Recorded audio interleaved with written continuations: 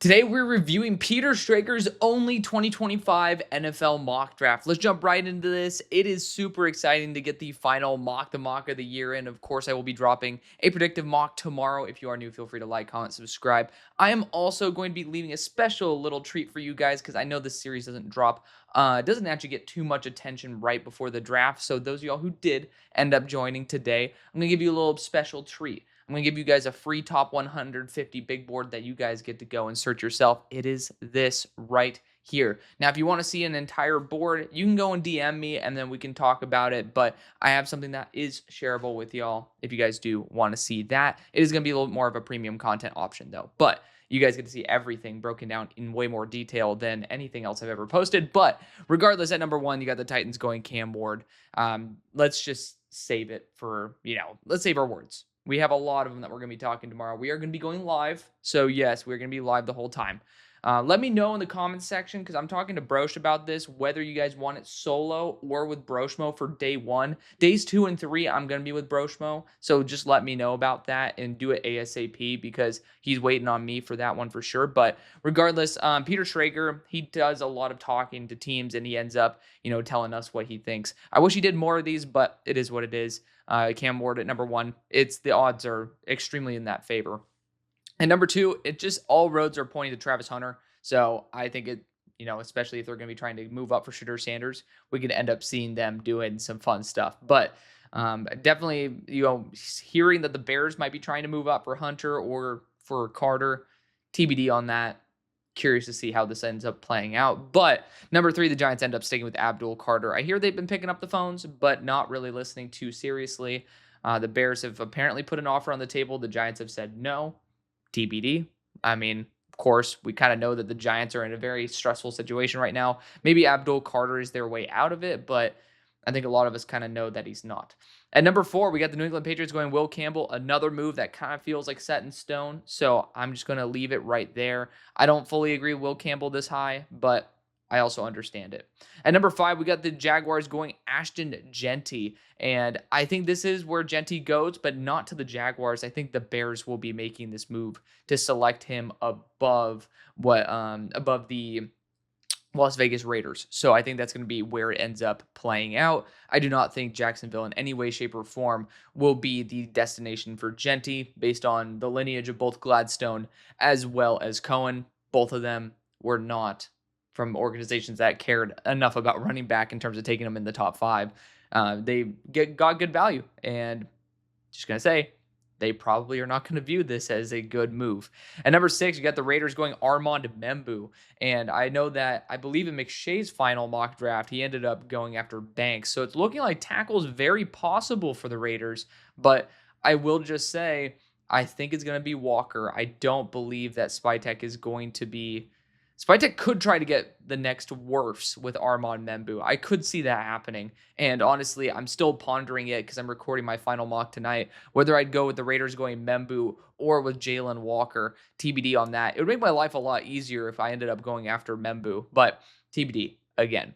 Number seven, we got the Jets going Tyler Warren. So it was Warren or Membu, of course. Warren ended up being taken, or Membu ended up being taken. Warren is the final option there. I will just say Mason Graham is surprisingly not being considered here. And I wish that Peter put a little bit more of an elaboration on what he's been hearing. I know that this is ESPN and not NFL Network. Maybe they have different goals in mind for what Peter is going to be doing. But I really wish, because I love that about his mock drafts. He ends up talking about a little bit more in depth than what we're seeing here. But Tyler Warren, if you don't have Membu on the table, definitely could be the case. Jalen Walker goes to the Panthers at 8. The question is, what do the Panthers do if he is not there at 8?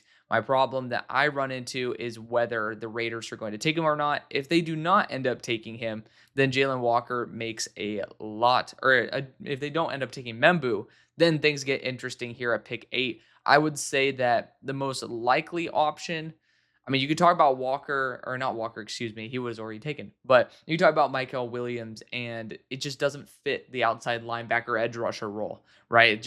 It doesn't add up. So there are a couple other positions where the Panthers could be looking at. The one that I think makes a lot of sense would be Mason Graham, since they end up trying to target Milton Williams in free agency.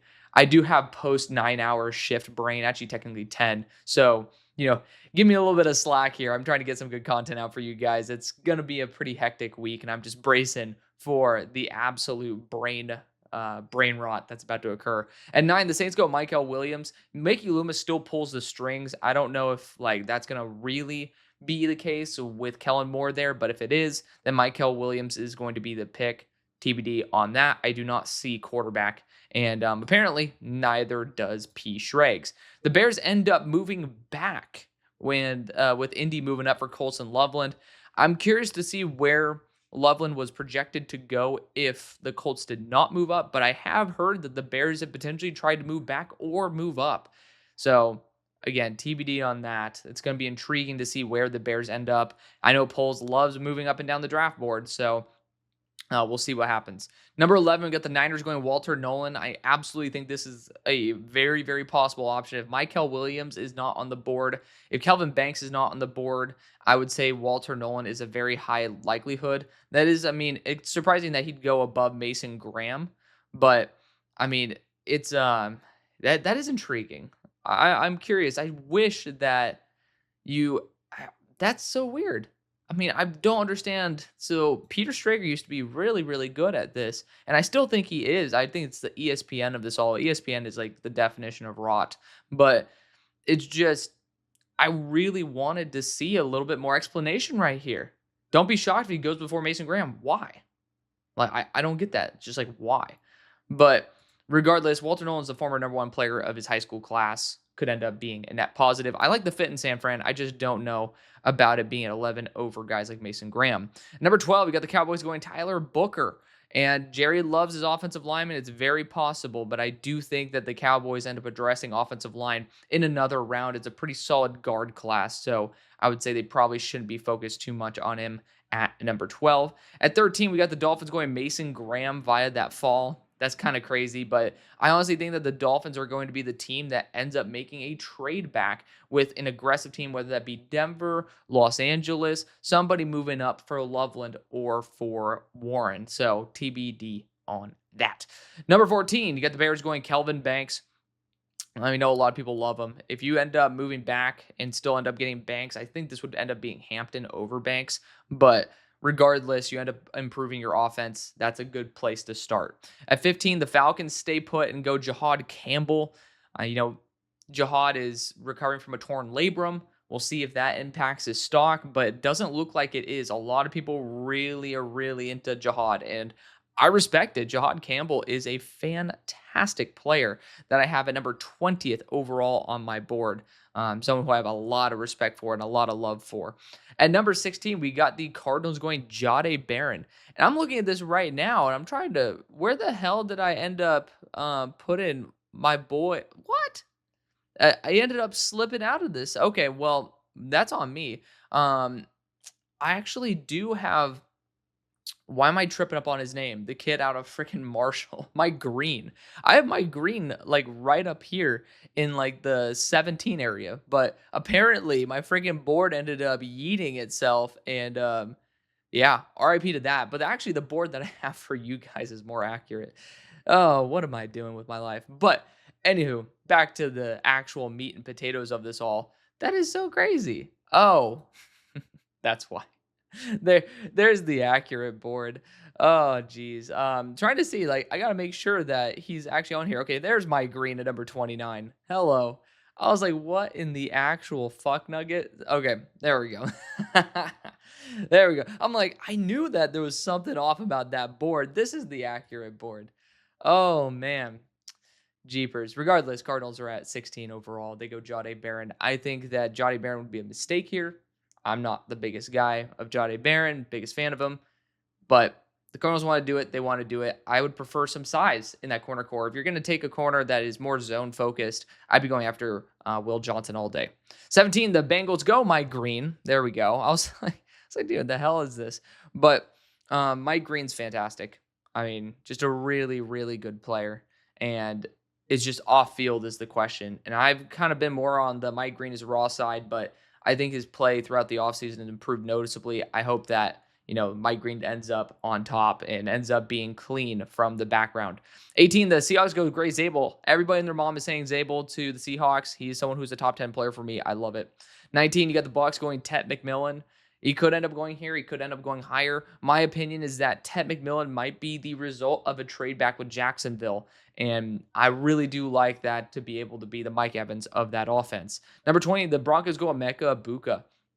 Surprised to see him go over Amari and Hampton here, but at the same time, I've gone Emeka Ibuka to the Broncos several times. At 21, the Steelers do go Shedeur Sanders at 21. At 21, it's worth taking the shot. If you guys do suck with Shedeur next year, you can end up pawning him off probably for a second round pick, at worst a third, and then you can end up resetting with the draft in Pittsburgh. But I prefer to, I know people don't like that I say this, but I'd prefer to go and get Amari and Hampton and actually get a difference maker on my roster that I believe in a little bit more. Granted, Shedeur is my quarterback too.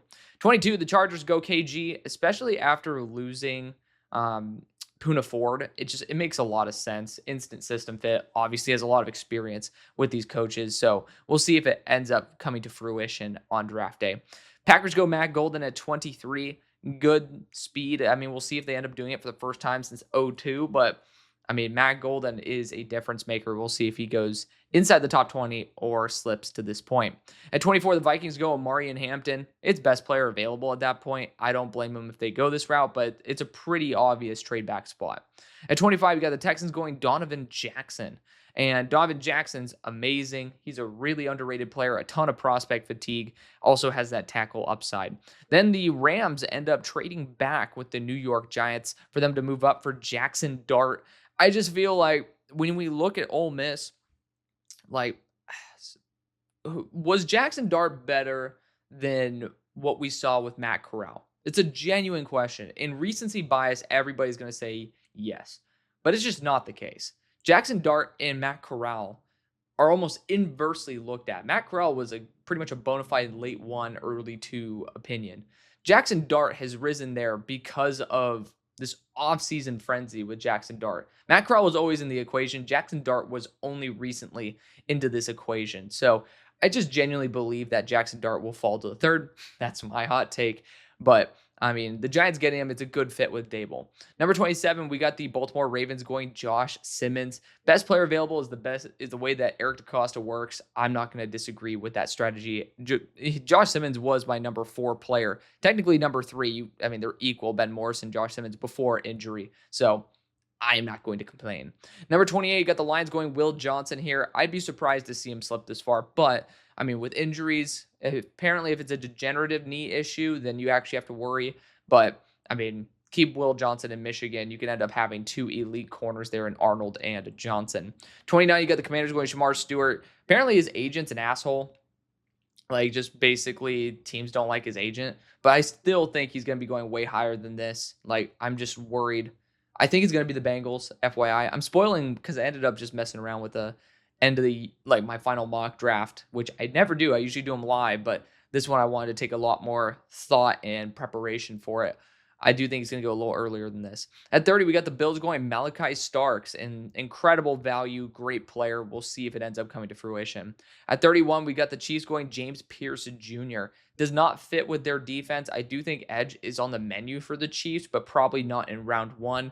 The only reason I could see them doing this is to give a middle finger to the Eagles and not allow them to go after James Pierce Jr.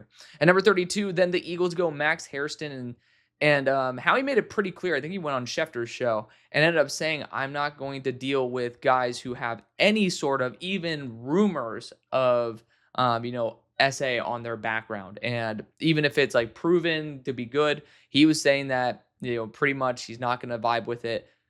Max's case is closed. Does not appear to be like it was something that actually happened. Knock on wood for both the person's sake as well as for Max's. It didn't happen, but it just doesn't line up with the image that, how he ended up putting out there. Nor is Maxwell Hairston remotely this talented, in my opinion. I hate to say it. He seems like a nice kid, but I just personally don't think he fits either. So I don't think I would like this pickup too much, but I do think Trey Amos would be the more likely selection. But that's going to be the end of the video. Thank you so much for joining me on this journey for the past 360 something days.